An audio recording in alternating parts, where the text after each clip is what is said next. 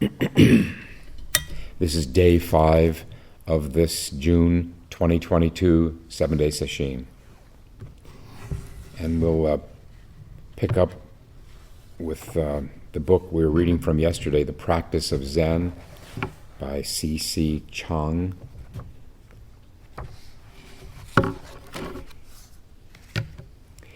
And let's see here.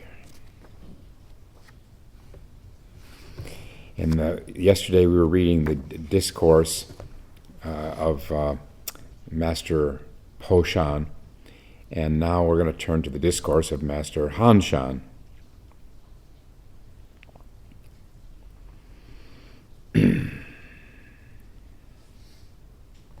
And again, there's no biographical material that I could find, the same as with Po Shan, and nothing on Han Shan or even his dates.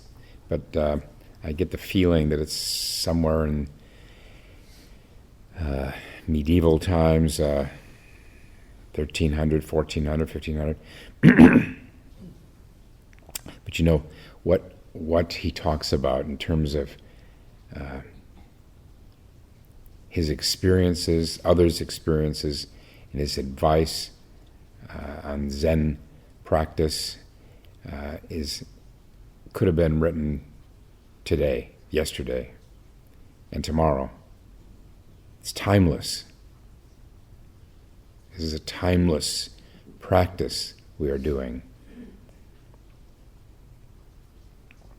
He begins, concerning this great matter, the Tao, everyone has possessed it from the beginning.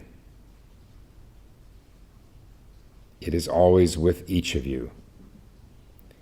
The difficulty is that from the very no beginning time, the wonderful illumination has been covered over by seeds of passion, streams of thought, the flow of conceptualization, and deeply rooted habitual thinking. Yeah, that covers it. Nothing different today than in the 1500s. When he says everyone has possessed it, would take a little issue with the translator that everyone is it. Saying we possess it is like as if Joshu were to say that a dog has Buddha nature. Every one of us is it.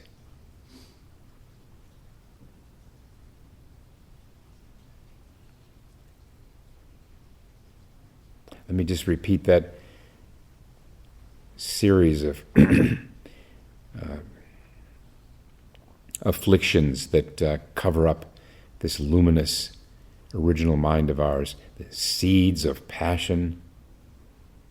We refer to that in the Four Vows, endless blind passions. I think of, in particular, reactions to people and things, anger and other passions. Streams of thought, well, we're getting on close terms with that this week. The flow of conceptualization, ditto, and deeply rooted habitual thinking. Again, we know what this is. Therefore, we have never been able to grasp the actual realization itself, but instead have wandered among the shadows of delusory thoughts about mind, about the body, and about the world. This is why we have been ever roaming in samsara.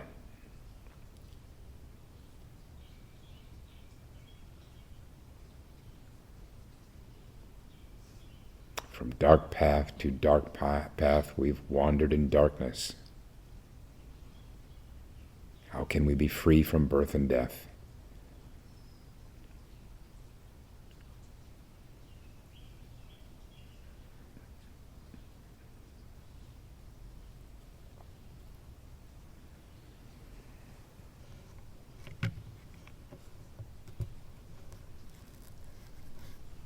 Previously, the Buddhas and patriarchs who incarnated in this world through the use of thousands of words and various methods, taught either the doctrine or Zen.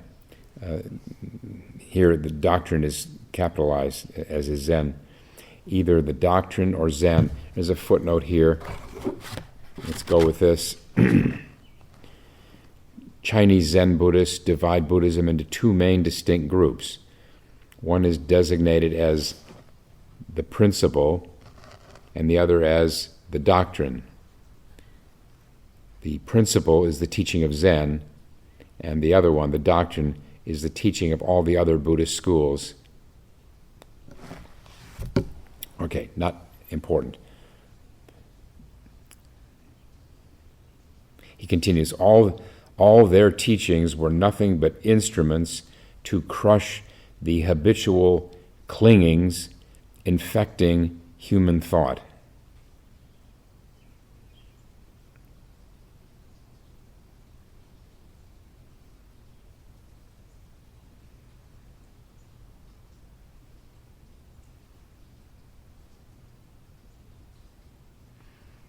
You could say that if you had to pick one word that summarizes what we're up against in Zen practice, clinging would be a good one. This is another word for attachment. I think people commonly, they hear the word attachment and they think of being attached to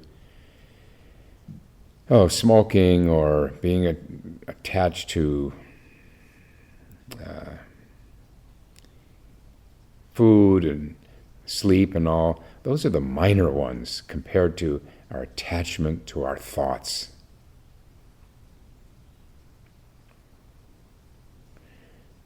With respect to thoughts, we might better use the word addiction.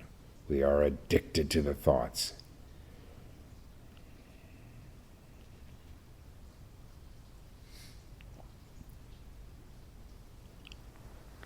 There is no dharma in the sense of something real or concrete in that which they handed down to us, that is, the ancestors.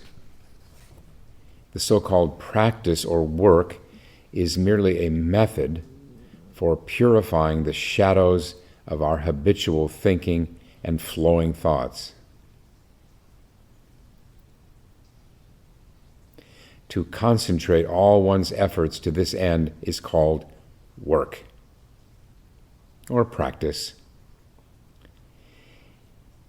If suddenly the surging thoughts stop, one clearly sees that his self-mind is originally pure, genuine, vast, illuminating, perfect, and devoid of objects. This experience is called enlightenment. There is nothing outside of the mind, nothing which can be worked upon, and nothing to be enlightened.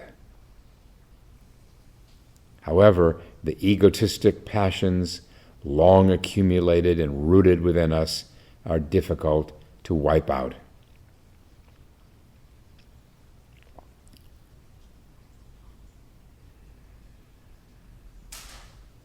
But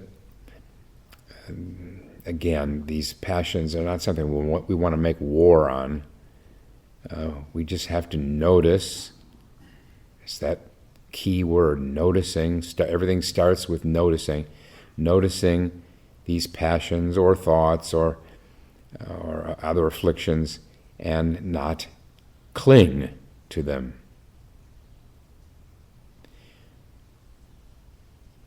Our passions often are sustained and even heightened by our thoughts.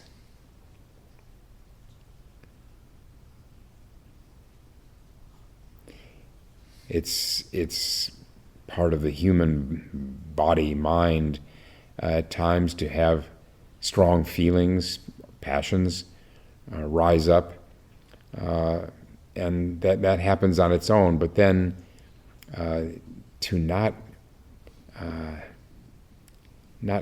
bind them to us with our thoughts. So, for example, someone does something that makes you angry, and anger comes up. It'll pass sooner or later. It'll pass sooner if we aren't dwelling in thoughts about that person who we feel mistreated us. So thoughts are a big part of getting free of these toxic passions, blind passions.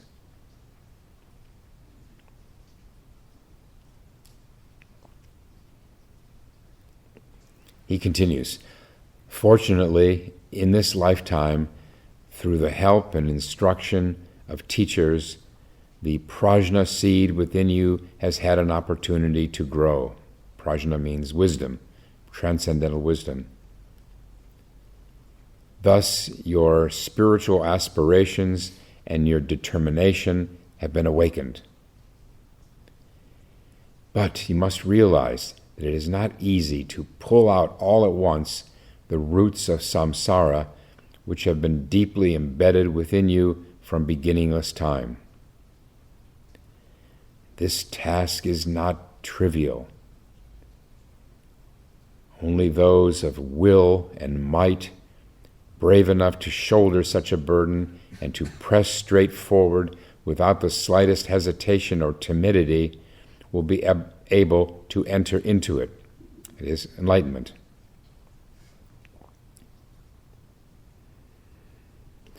I've learned over the years in talking with students that when some students hear this, only those of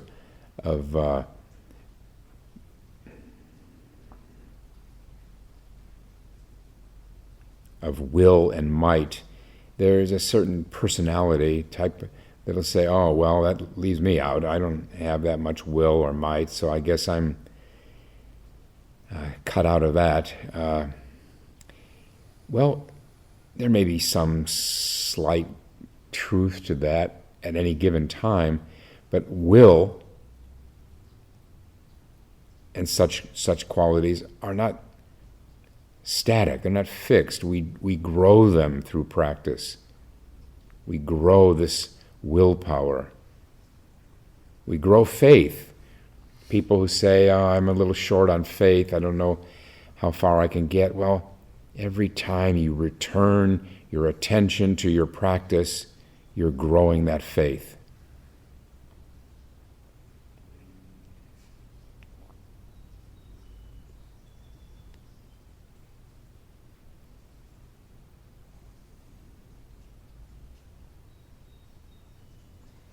He says,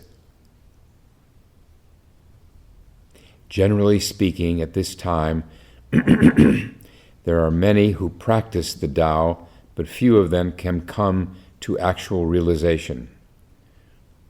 Gropers and hard workers are many, but beneficiaries and finders of the path remain few. Why? This is because most practitioners do not know how to work, how to enter into the task at the very outset.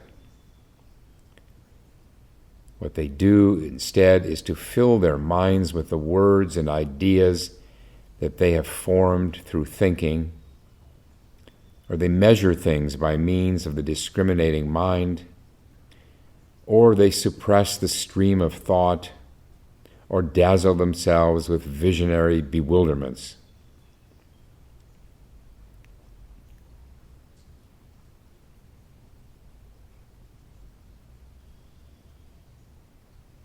Just this one clause, or they measure things by means of the discriminating mind. Well, maybe one of the most troublesome of these measuring things is our practice, our progress.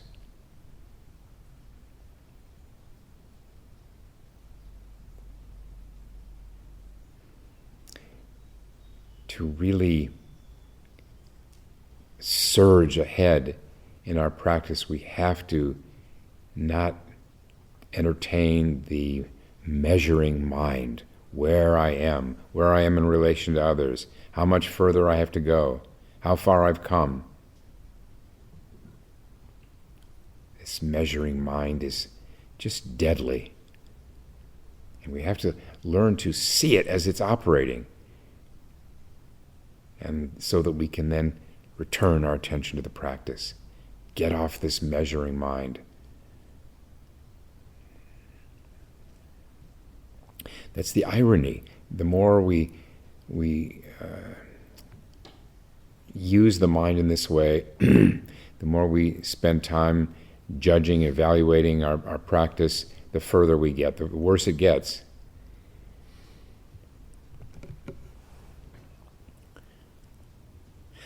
Some of them have stuffed themselves with the mysterious words of the old masters and treated these instructions or understandings as their own. They do not know that all these things are useless. This is what is meant by the saying, "To acquire understanding at the hands of others is to close the gate of self-enlightenment."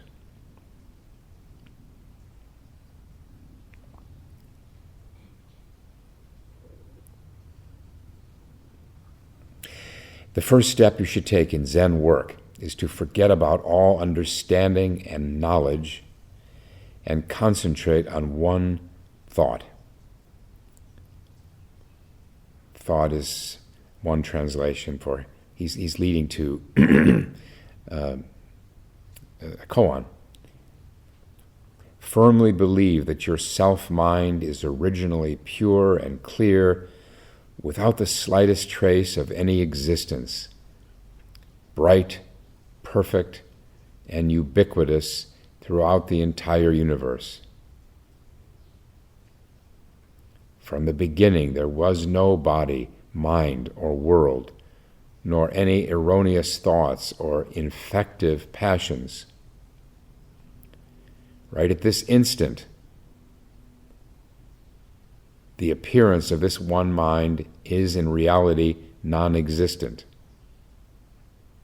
So, this is a little steep for some people. He's talking about how fundamentally, essentially, there is nothing.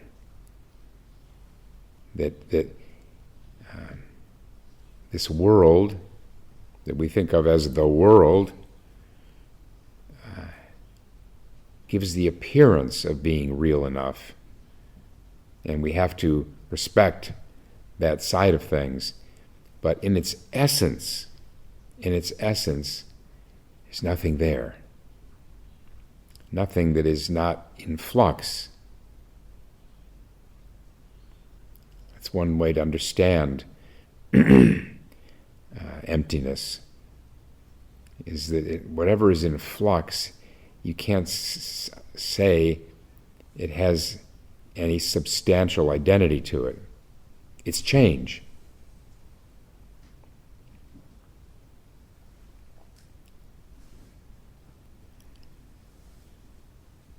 So that's what he means. From the very beginning, there was no body, no mind, or world.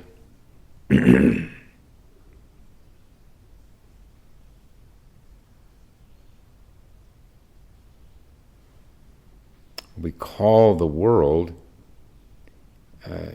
doesn't exist apart from our own mind.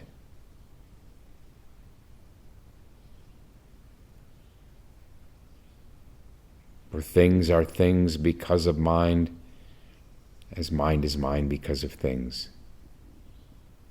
These two are merely relative, and both at source are emptiness. The only way to really grasp this is to confirm it through direct experience of awakening. Many people may be able to understand it conceptually, but that's very different from really experiencing it.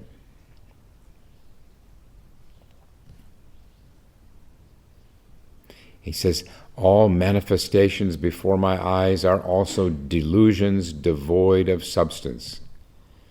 They are merely shadows within the mind. If this kind of profound teaching is too much to swallow, you don't need to. You just do your practice. You don't need to believe this. If you do your practice long enough and intensely enough, you'll confirm it through your practice.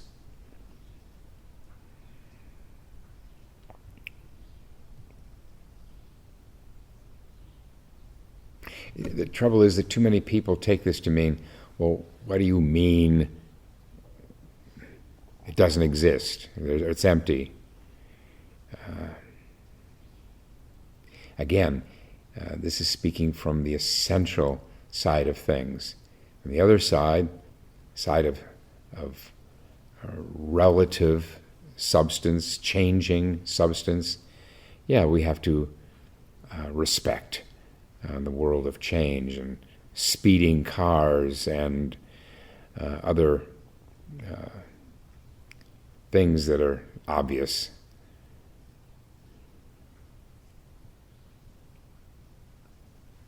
One of my very favorite statements in all of Buddhist teaching is from the Lankavatara Sutra. Things are not what they appear to be, nor are they otherwise.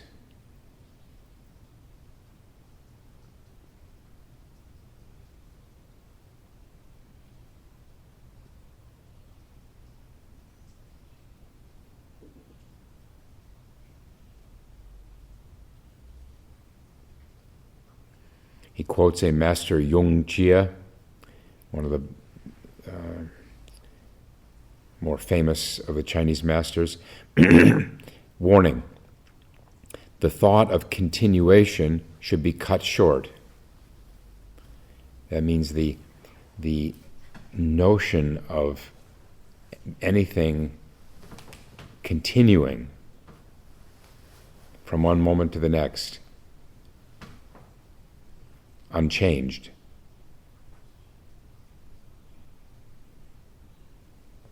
Zen Master Dogen said, firewood does not become ash.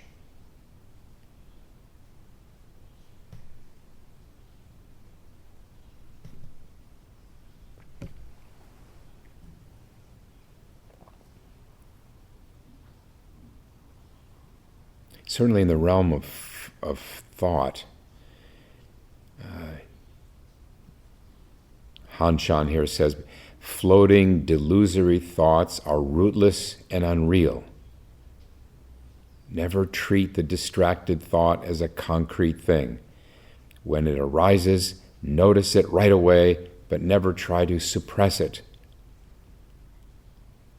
And let it go and watch it as one watches a gourd floating on the surface of a stream.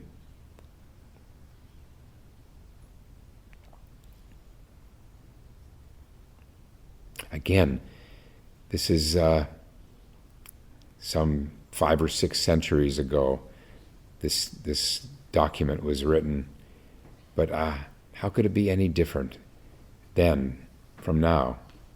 He's talking about the nature of thought. How could that change?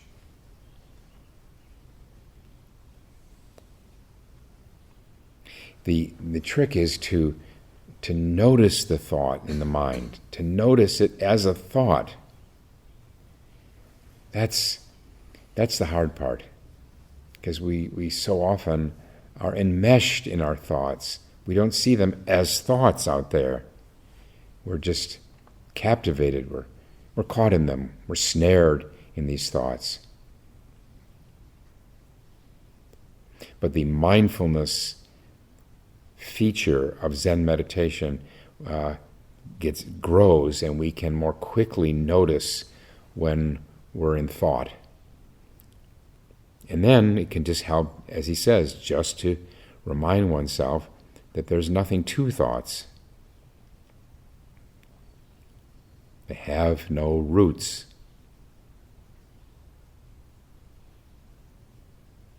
They're there, but they're not there.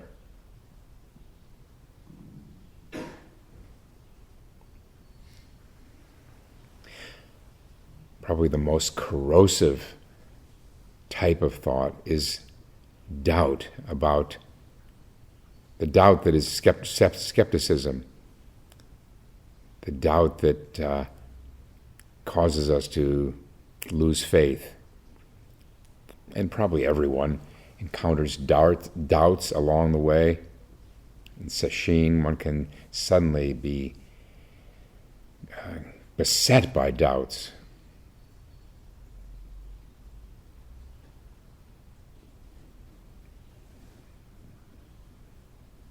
It's a big turning point for me when working on Mu, when I started to have doubts, in particular doubts of whether I could do it, do I have it in me to come to awakening, is to be able to remind myself, okay, a doubt is a thought. A doubt is a thought. Is it not? Who would say it's anything but a thought?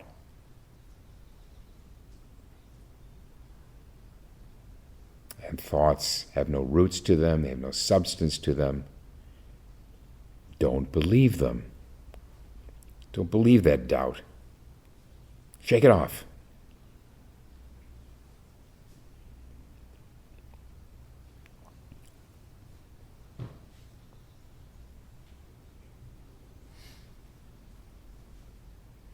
He continues, what you should do is take up this awareness as if, he's like the awareness, not only of the koan, but awareness of the breath, whatever our practice is. Take up this awareness as if holding a sharp sword in your hand. Yeah, they're in olden times, they very often would use these martial analogies. There was so much war, civil war, another war. As if holding a sharp sword in your hand. No matter whether Buddha or devils come, just cut them off like a snarl of entangled silk threads. Use all your attention and strength patiently,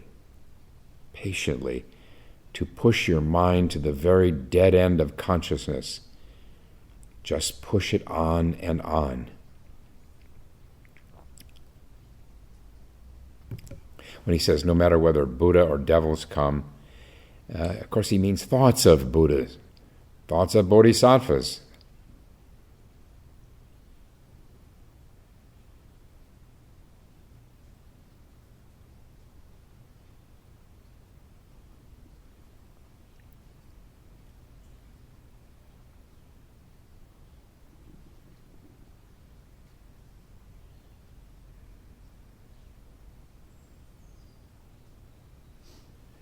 Rinzai Linchi famously said, kill father, kill mother. Of course, that's what he meant, the thought.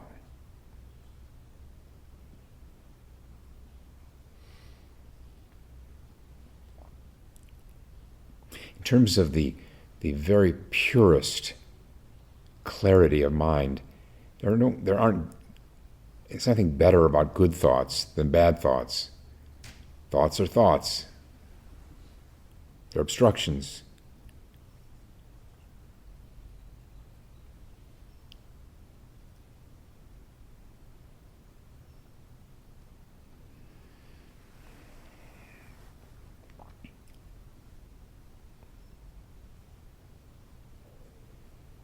Those who determine to practice the Dharma should believe firmly the teaching of mind only. The Buddha said, everything is mind, all 10,000 dharmas are consciousness. Dharmas here, when it's plural, it means things, phenomena. All Buddhism is nothing but an exposition of this sentence. Wow, that's worth repeating. Everything is mind, all 10,000 phenomena are consciousness. Ignorance or enlightenment, virtue or wickedness, cause or effect are nothing but one's own mind. Not one iota of anything exists outside of mind.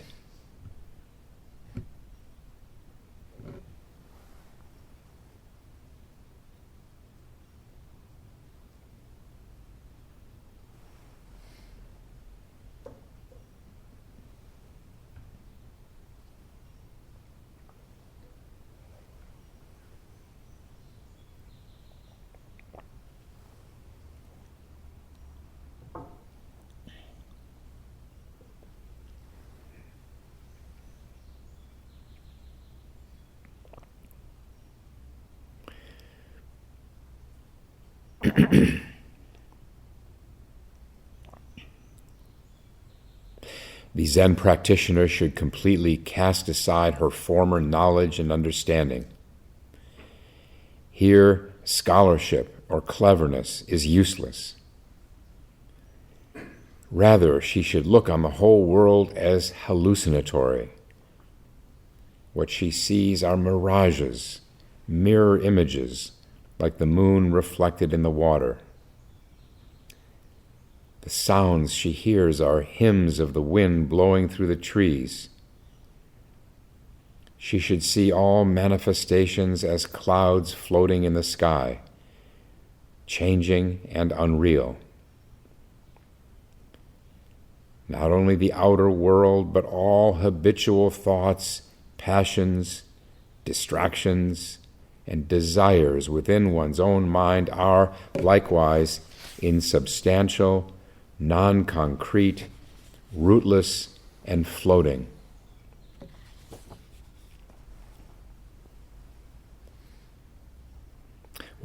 How liberating it would be to always see problems in that way.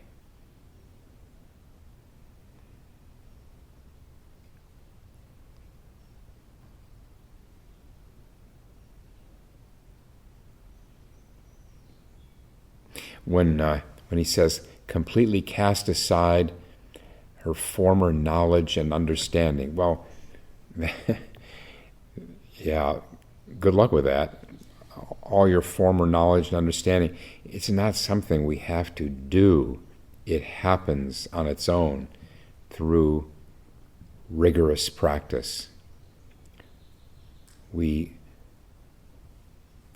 have all of these ideas that we've picked up.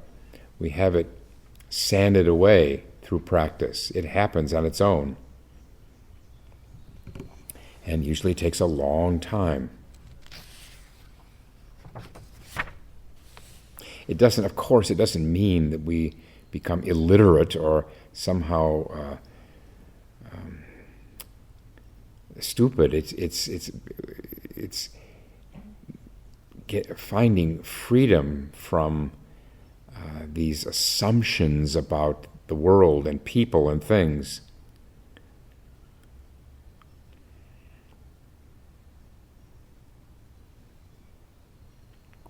He continues to work on the koan. You must have firmness, unshakable determination, and solid perseverance.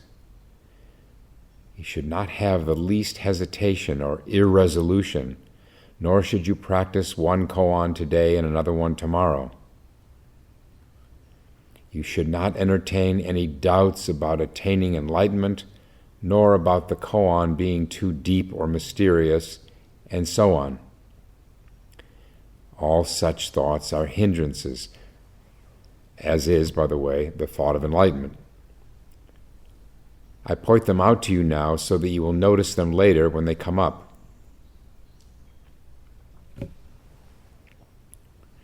When your work is being done well, things in the outer world will not bother you very much.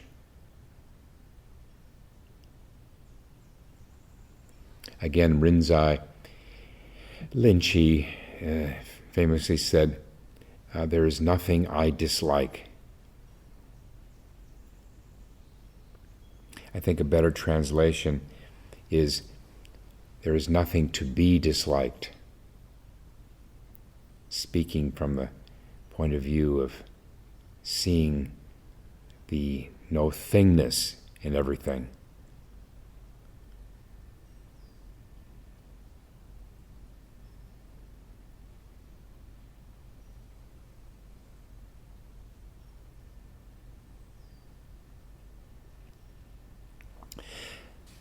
The trouble is that mental disturbances will arise feverishly in your mind without any obvious reasons.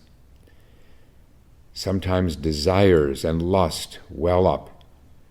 Sometimes an indescribable restlessness bursts forth. Numerous other hindrances will also appear. I mentioned this yesterday, as I do every sesshin. These are the side effects of strong sitting. We have to contend with them. All these difficulties will tire you mentally and physically so that you will not know what to do. You must then realize that all these harassing experiences are produced by your meditation effort, which has stimulated into activity the seeds of habit deeply hidden in your store consciousness from the very no beginning time.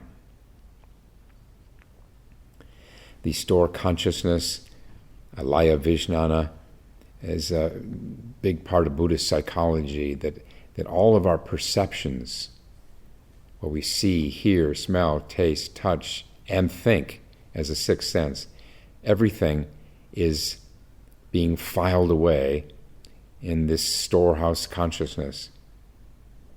And the reason I have no doubt about that is that things from decades ago will suddenly pop up out of nowhere, especially in sesshin. Sesshin, we're excavating and we're opening up this storehouse consciousness. And I would be almost sure that everyone who goes to sesshin long enough has these amazing bursts of memories or just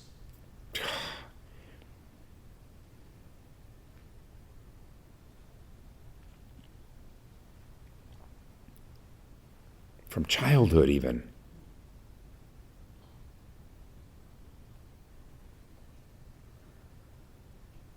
I would also put earworms in this category. These, in my experience, it was songs, little bits of songs, melodies, usually inane, stupid songs that got stuck in there somewhere, just suddenly popping up.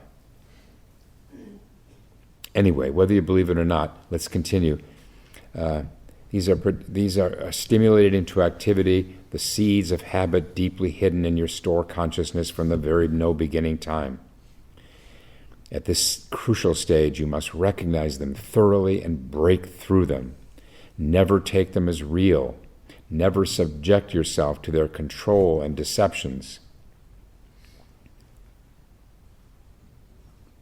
Yes, earworms, same as thoughts. People come to Doksan and report these things, some stupid song that's been hanging in their mind for a day and a half. Just leave it alone. Get your mind back on the practice. Stop worrying about these things that come up.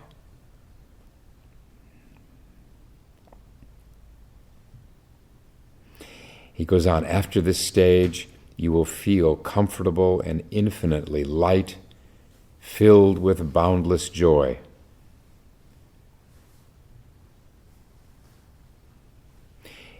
But this is just the beginning of knowing how to work. There is nothing wonderful about it. Never rejoice and wallow in this ravishing experience. If you do, the devil of joy will possess you. That's a warning. People can suddenly have some wonderful insight in sesshin and just go wild with joy. But that kind of joy, not the deeper, grounded joy that comes from years of practice, but that kind of joy doesn't last. How could it?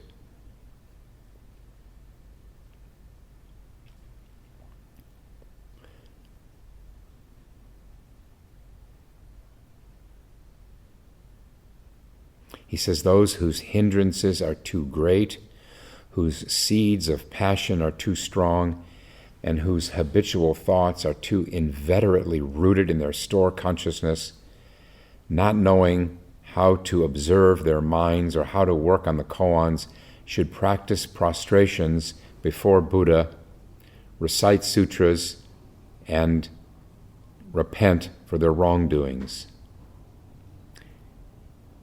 I did that once for a while, a whole year, the repentance part, and it did leave me feeling relieved of things that have been weighing on me. These are secondary practices. They're not the center of Zen practice, but they definitely can nourish our Zen practice.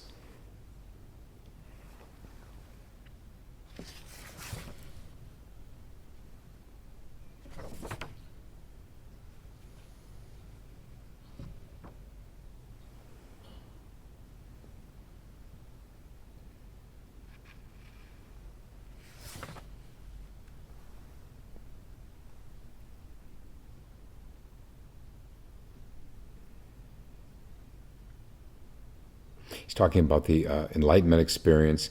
Possessing this experience, one merges her mind with all conditions of life, cleansing all the karmas and streams of passion and desire.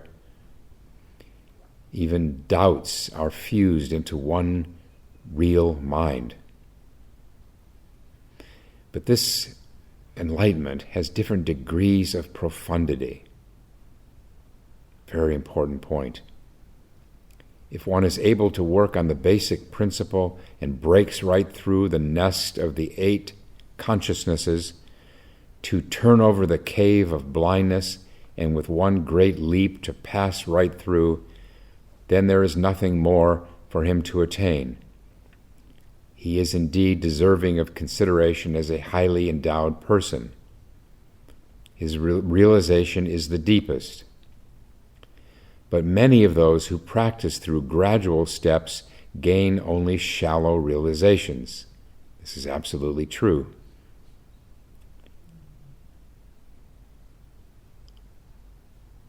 The worst thing is to be content with a small and shallow attainment.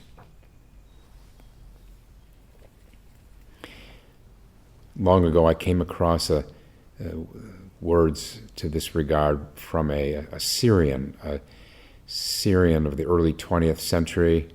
I'll have a stab at his name, Ahmad al-Mutanabi. And I saved it because it goes right to good Zen advice. Whoso desires the ocean makes light of streams.